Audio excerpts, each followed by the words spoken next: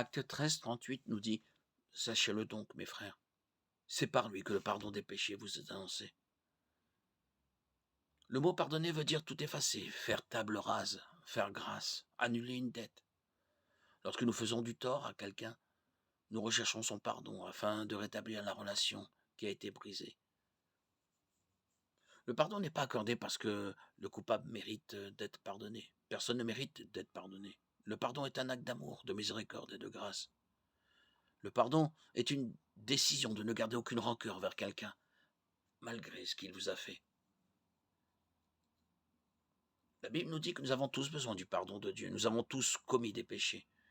Ecclésiaste 7,20 proclame: non, il n'y a sur la terre aucun homme juste qui fasse le bien et qui ne pêche jamais.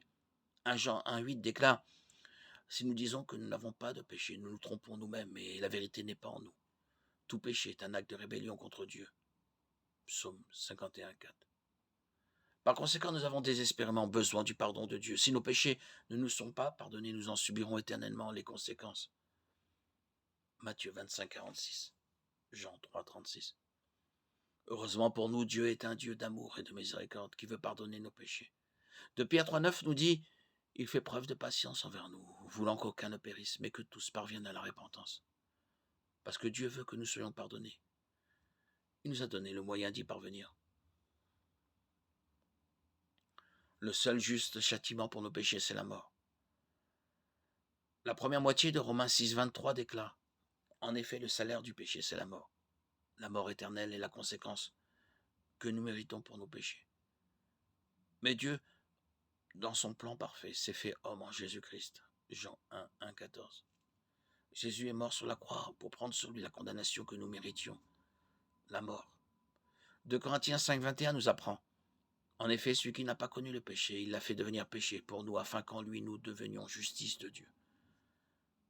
Jésus est mort sur la croix pour prendre sur lui la punition que nous méritions, puisqu'il était lui-même Dieu. La mort de Jésus accorde le pardon des péchés à toute l'humanité. 1 Jean 2,2 proclame: il est lui-même la victime expiatoire pour nos péchés, et non seulement pour les nôtres, mais aussi pour ceux du monde entier. Jésus est ensuite ressuscité, proclamant ainsi sa victoire sur le péché et la mort. 1 Corinthiens 15, 1, 28. Gloire à Dieu de ce que par la mort et la résurrection de Jésus-Christ, la deuxième partie de Romains 6, 23 est vraie. Mais le don gratuit de Dieu, c'est la vie éternelle en Jésus-Christ, notre Seigneur.